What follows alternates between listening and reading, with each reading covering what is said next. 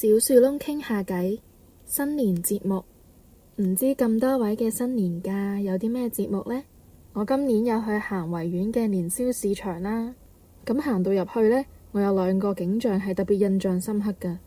第一個就係啱啱入去嘅時候，已經見到兩邊嘅攤檔排開，二樓嗰度呢，竟然係企咗幾個人，係攞住個喇叭喺度大嗌啊！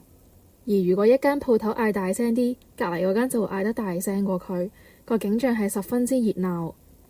咁第二個印象深刻嘅就係喺熟食區嗰度有一間賣咖喱魚蛋啊、燒賣嘅鋪頭。咁嗰間鋪頭就叫做魔法魚蛋，嗰度嘅店員會化妝 cosplay， 賣完之後就會同客人一齊念一串咒語，就去幫個魚蛋施魔法，然之後就食得啦。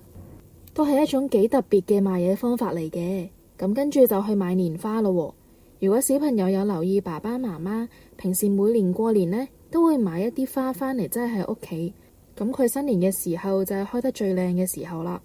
花都有好多種揀，例如劍蘭、百合、水仙、蘭花等等。有啲人買劍蘭呢，就唔中意買紅色嘅，中意買粉紅色。咁都係按個人喜好而定嘅。